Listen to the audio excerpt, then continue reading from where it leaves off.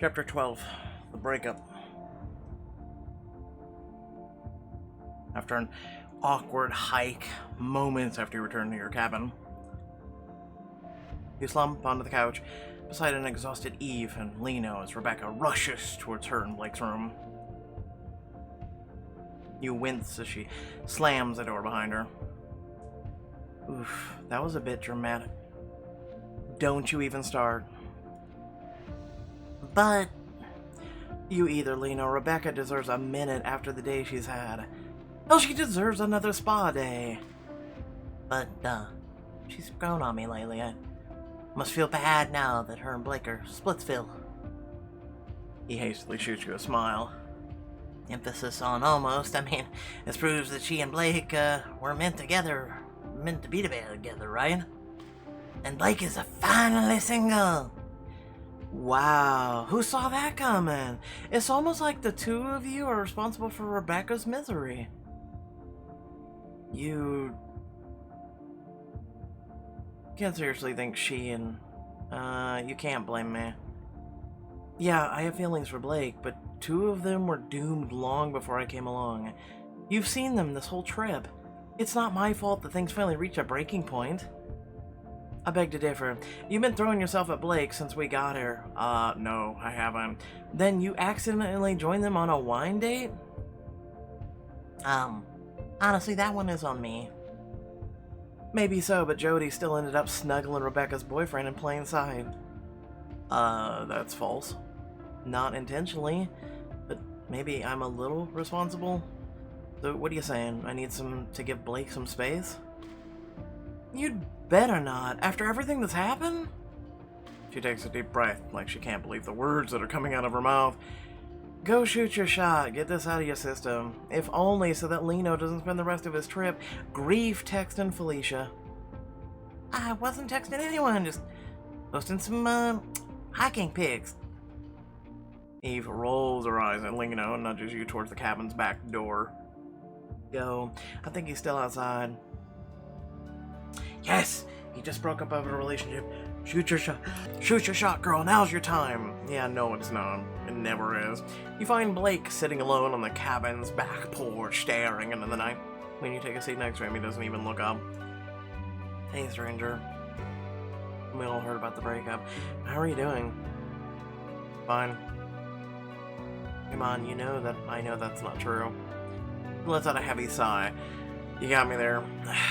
I just don't know what to feel. It's all such a mess, Jody. What do you mean? It felt like I should have been easy on Rebecca. Things haven't felt right the past few days, like we're on different pages. Blake... In what way? I know she's never been the most adventurous, but that's not all, man. Well, it's not the only thing. He sighs. We have our differences, but I care about her. She's sweet, smart, ambitious, and I thought the rest could work out. Please don't let there be a but in that sentence. But it feels like those ambitions are pulling her in a direction that I don't love. And this small stuff has been harder to get past than I thought. That's why I was so surprised when she asked me to move in with her. You put on your best surprise face like you totally didn't eavesdrop on them splitting up. After dating for like that for a month?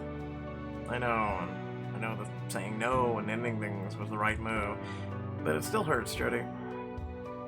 I get that. And I'm here if you need anything. I'll buy overpriced gift shop ice cream, make you mediocre cookies, and watch whatever loud action movie you want to take your mind off of things. Wow, that's my best friend, everyone. So generous. Just being realistic about my own baking skills compared to yours, but seriously, I'm here for you. He laughs softly. Thanks, Bellard. Right now, I'll pass over the overpriced ice cream for a hug. Even better, those are free. You sling an arm around his shoulders, and he slumps against you so readily that your heart aches for him. And for a moment, Blake rests his head on your shoulder. And he takes a long, slow breath. Feeling any better? A little, but I need to call the emergency friendship hotline later. I have a feeling this is going to hurt for a while. You need to give yourself time to process. And some space from Rebecca. Yeah, that too. You take a deep breath, remembering why Eve pushed you out here, why you wanted to come on this trip in the first place. Right here, right now isn't quite the way you picture telling Blake how you feel, but you have an idea how to get it there. What if we went climbing tomorrow, just the two of us? That always used to help clear your head. For one terrifying second, you think he's too broken up to even consider it, but then he smiles and your heart lifts. I'd like that. I'd like that a lot. And it's a plan. I guess that's shooting her shot. Isn't there supposed to be like some code somewhere written in some ancient tablet that says wait 5 minutes before swooping in? Just asking for a friend. The next afternoon, you and Blake stand at the base of a gigantic cliffside, staring up at the cliff ahead of you.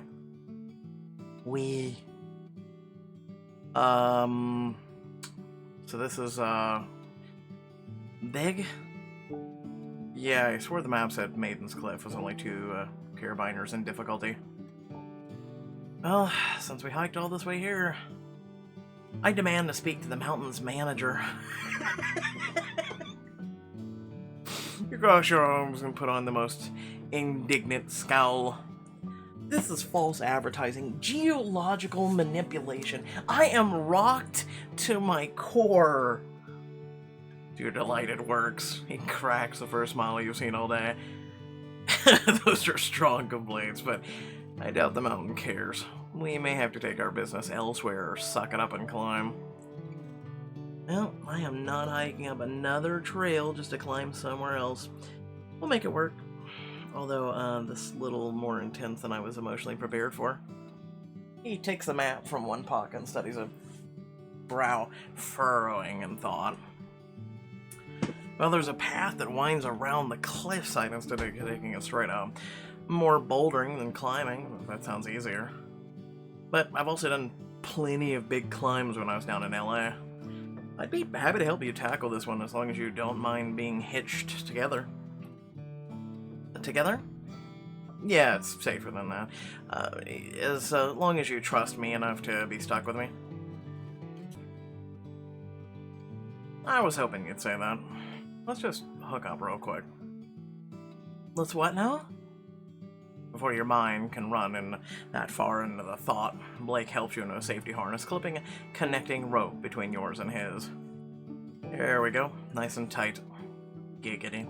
You'll be sick of having me in your personal space by the time we're done. He's already so close that you feel your cheeks warm, your heart pounding a little, or maybe that's just an anticipation of the climb. Somehow I doubt that. Well, then come on, Ballard. Up we go. You take a deep breath and reach for your first handhold, starting the long climb with Blake beside you. It feels nice to be climbing again, and you aren't doing too shabby yourself.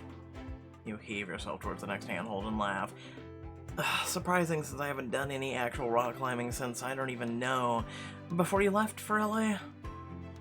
Yeah, thanks for suggesting this. Seriously, I already feel less like a sad, mopey lump. Glance over at him as he climbs up to a perch beside you, then hesitates. If I'm being honest, I could have never done this with Rebecca. Heights are tough for her. That, must have been hard for you. Not being able to do things that you like with her kind of feels like a reoccurring theme. Oh, I mean, I'd still do them. She was understanding like that. She'd go meet up with friends if I wanted to hit the climbing gym. But that stuff is never as fun as on your own, you know? Whereas you and me have literally camped in a tree before. I remember, mostly the part where we both woke up with leaves in our hair. You look over to find him gazing at you, but he quickly turns away, focusing on the climb ahead. I'd rather not have to camp on the cliffside, though. Do you see a way up from here? He nods towards a section of the rock just past where he's perched. I think so, but I need to keep our line secure here. Think you can squeeze past me to set up a new anchor point? Sure, no problem. Don't worry, if you start to slip, I'm right here to catch you. Slipping is the last thing on my mind right now. You start maneuvering around Blake, but handholds are few and far in between. You have to climb over his body to reach the secure spot ahead. I mean, I'm just gonna play this normal and, friends do normal things without needing to think of intimacy, so... Purely for practical rock climbing safety reasons, you press as close to him as you can, your chest brushing his back as you reach over him towards the next handhold. He tenses ever so slightly as you squeeze past, and you're close enough to feel the flex of his muscles through his shirt. Deep breaths, Jody, this is fine, Also, if you fully swoon up here, it's a long way down.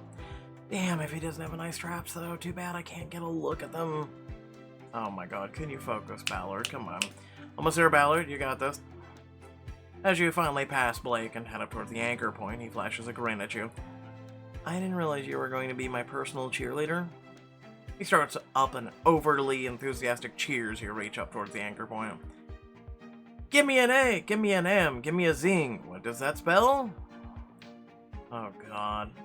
You pull an anchor from your bell and triumphantly plunge it into the rock, looping your safety rope through it. Then you turn back to make a face at him. That is not even close to amazing. But Blake looks distracted. In your climb up, he must have had a very clear view from your behind. Right, let's just call it close enough? Sure. Blake gives you a wink before the two of you continue your climb. I'm glad I'm not, slowing you down. Wasn't sure I'd be able to keep up. Well, in the interest of honesty, I wasn't sure I'd have the stamina for this either. This is way steeper than advertised. So we're both a little out of our comfort zones. His expression turns serious as you haul yourself up beside him. From this close, you can see a flash of pain in his eyes. Yeah, my comfort zone is what worries me a lot of the time, Ballard. We're not talking about climbing anymore, are we? No, I feel like that's more screwed up things with Rebecca. He pulls himself towards the next rock, biceps flexing with effort, his mouth twisting with exertion, and some internal conflict he's struggling to put into words. Before I met Bex, you remember I hadn't dated for a while. For a year or two, right? Definitely wasn't hanging on my hopes on that or anything. You could have acted on it! Jesus, you had a whole year or two to confess your feelings, and you did nothing? Yeah, this is on you. But because Blake isn't privy to your internal monologue, he goes on. Yeah, commitment always been hard, so I wanted to work on myself before I fell into another relationship. But even after 2 years of therapy, I feel like I'm falling into old patterns all over again, hitting eject at the first sign of commitment. Blake, before you can find the right words, his hands are suddenly around your waist, boosting you up to the next handhold. Oh. Your breath catches in your throat. It takes a second for you to grasp the handhold and help Blake up, both of you taking a short breather.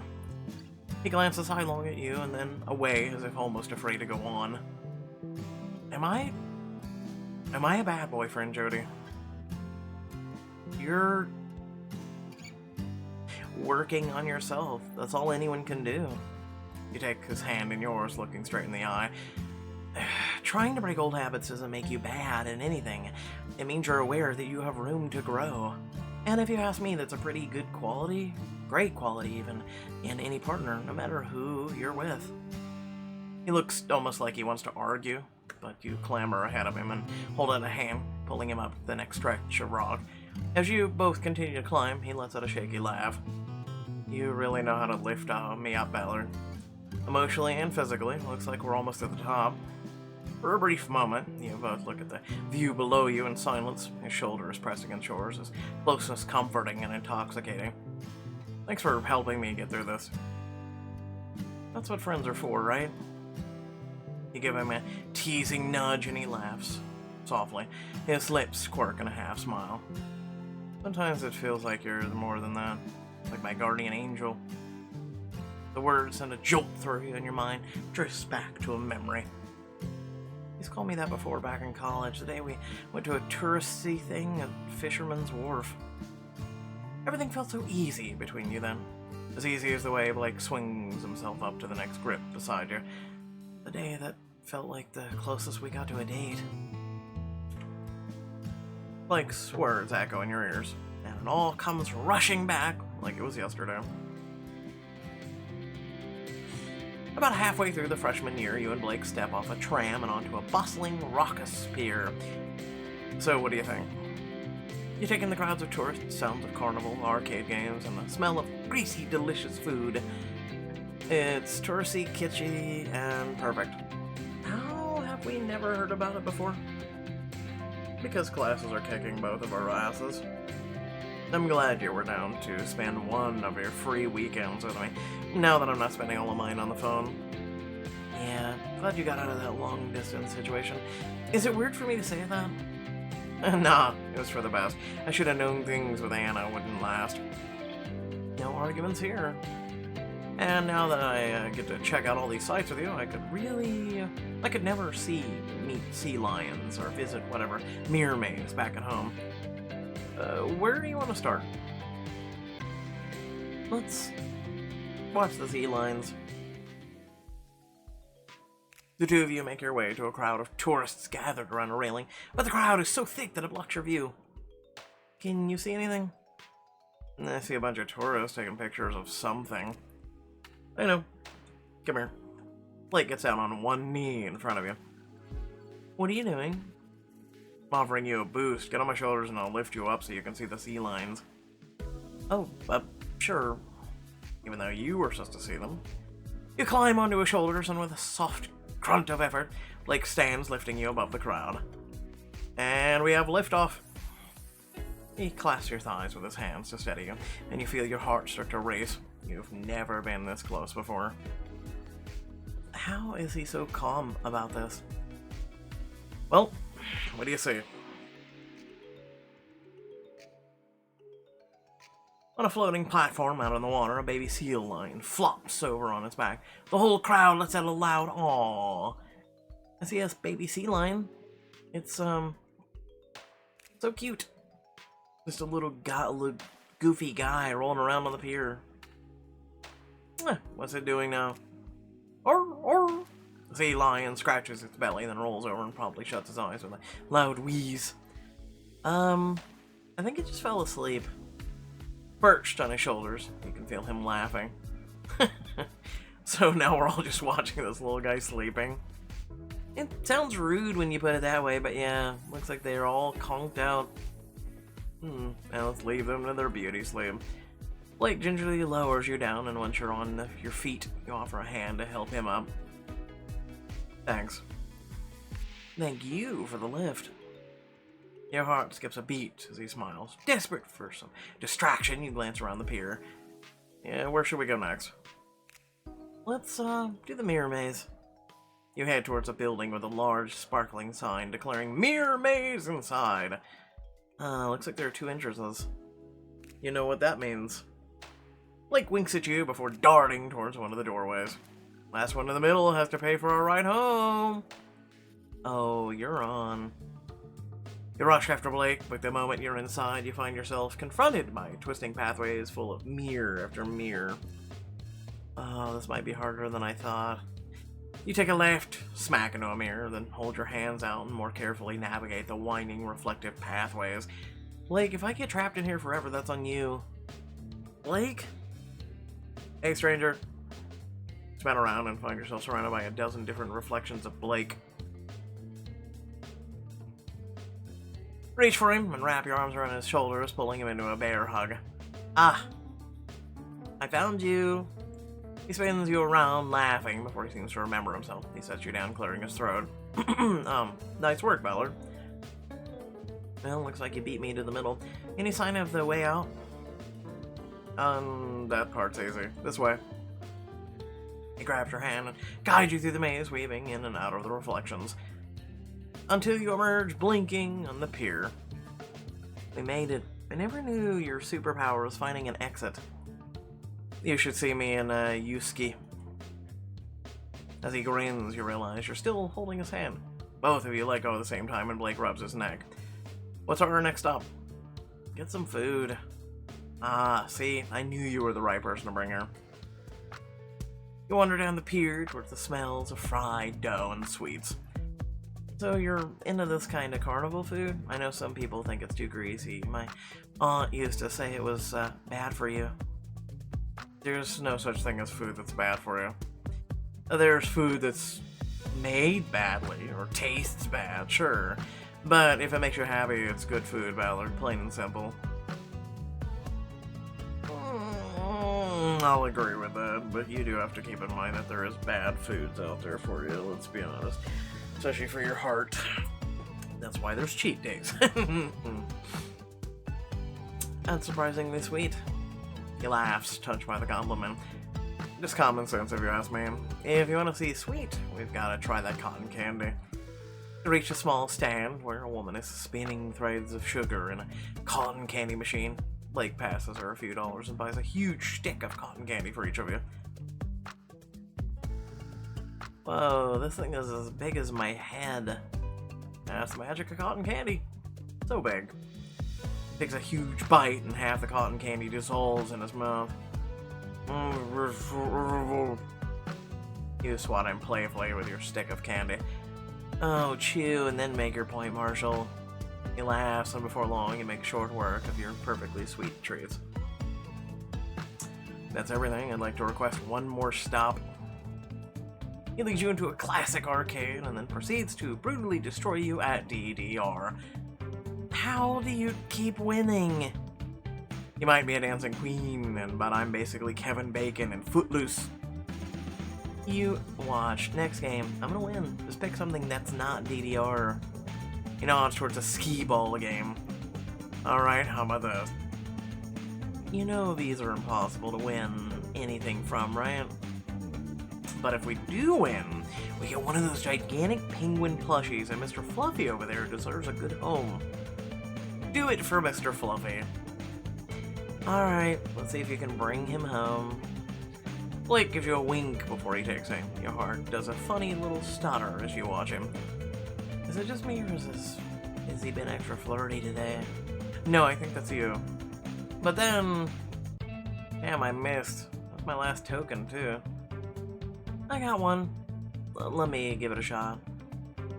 You step up towards the game and take aim yourself. I'll aim for big points. Come on, Jody, this is your chance to show off. You line up a shot. Second ball leaves your hand. You know you nailed it. It arcs straight into the highest scoring opening on the board. Holy crap. Did you see that? Blake pulls you in a hug, whooping and laughing.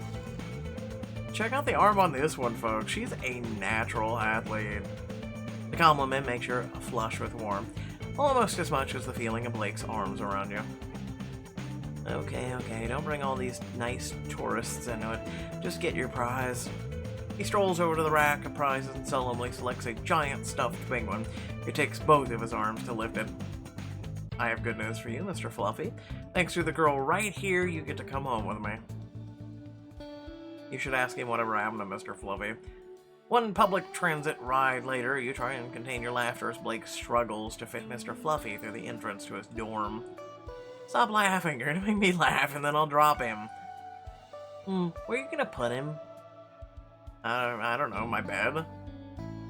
If that thing is taking up your bed, where are you gonna sleep? The floor, I guess. You laugh as he finally squeezes Mr. Fluffy through the door. Grinning, you both take a moment to catch your breath. Listen, I had an amazing time today. No, scratch that, a perfect time today. You're like my guardian angel, you know that? I don't think winning you, Mr. Fluffy, makes me a guardian angel. He shakes his head. It's way more than that. I've never told anyone this before, but moving out here for college scared me a hell of a lot. It felt like such a risk. I was scared I'd regret it, or worse, waste the opportunity once I got here. He takes a step closer to you, and his expression softens into a smile. But thanks to you, I feel like I've already made the most of it. Like we've made the most of it. He's so close. He looks so heart-achingly earnest that you want to lean in. If this was a date, you would lean in. I could do it. I could ask if he wants to do this again. I could kiss. But then you imagine trying it. Imagine Blake pulling away, confused, unsure. No, that today was perfect. If it doesn't feel the way I feel, I could risk ruining it. Blake, I'm glad I could help. Having you here, it's meant a lot to me too.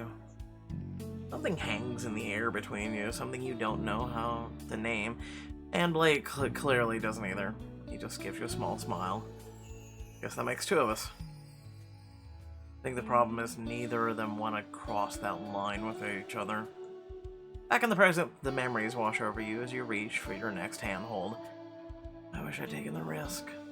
Leaned in, done something. Then finally do it, Jesus. It's been over a decade and he's still saying the same, maybe flirty, maybe innocent things. We're still doing the same dance. You glance up at Blake's irritatingly gorgeous body as he climbs up just ahead of you. No more today before the sun sets. I'm finally gonna make a move. We'll see. Blake clambers under an overlook, then holds out a hand to pull you up. Beautiful. As your feet find solid ground, you stumble a little and Blake steadies you in his arms. Wind swirls around you both. You are acutely aware of the clean scent of the sweat glistening off his arms, the curve of the smile he's wearing. We actually made it. Yep, and we did it in style. You stand there for a long moment, your head spinning from the adrenaline and the company. Is it just me, or is this one beautiful view? Yeah, it is. You turn to glance at him, but he's not looking at the view. He's looking straight at you. Is this actually happening? You wait for him to turn away, but he doesn't, and after this whole trip, after years of waiting, you don't either. It's now or never, Jody. I can do this. As if in a dream, you lean closer to take a leap of faith you've dreamed about since the day you met. You kiss him. And he kisses you back. It's the kind of first kiss people write songs about. It's perfect, devastating. It's everything. The press of his lips is soft but eager as one of his hands rests on your waist, the other sliding up to cup the nape of your neck. He pulls away to tilt his head ever so slightly. The second he leans back in, you're there to meet him. Take it slow. As a crisp breeze raises goosebumps on your skin, you kiss Blake Marshall for the second time in your life. Slow and sweet. You try to memorize every detail, the taste of his lips, the press of his body against yours, but it's almost too much to take in. Somewhere between a lifetime later and not long enough at all, you pull apart and look at each other, Blake's hands still resting at your waist. Jody, you already know what the next words out of his mouth are going to be. This is it. This is the moment where he says he loves me. We should head back to the lodge.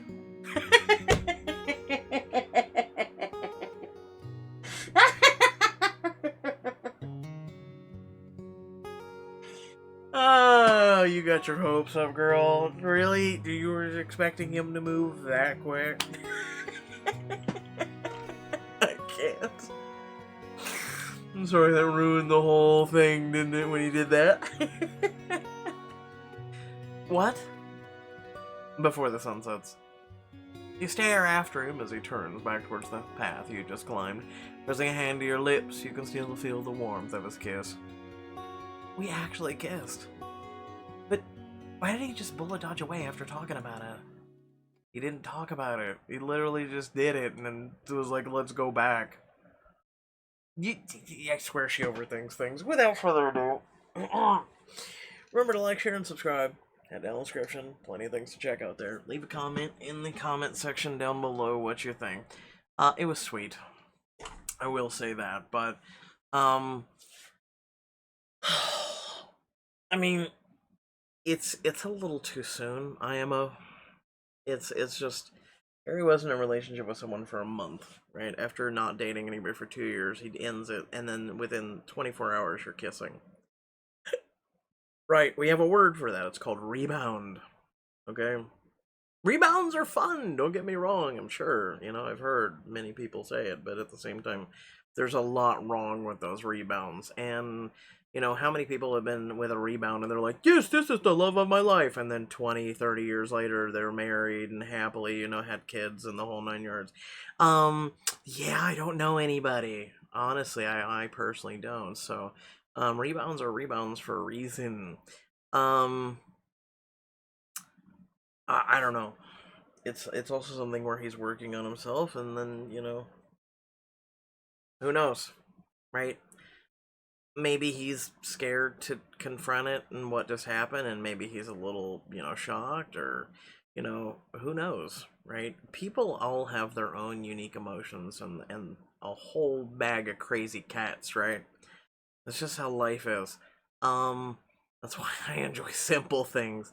However, the only thing I did enjoy about this chapter, is the whole like fair thing, and going back and doing something like that. I haven't been to a fair in a very, very, very long time. It's kind of on my bucket list maybe to try and get it done this year, and just go. And yeah, I'll be going solo, but it's just something that I wouldn't mind doing, right? Um, kind of got a hankering for funnel cake. Haven't had one of those since literally my last fair visit, which has been since I was a teenager. Let's put it that way. So it's been quite a while. Haven't been to the fair in a while, unfortunately. Life's always too busy and hectic for me, but I thought I would set aside one day this year and go to a fair. And just like I said, bucket list. Something I kind of just want to do. Sucks you're alone, but it is what it is. So, without further ado, thanks for watching. Catch you all later. Peace out.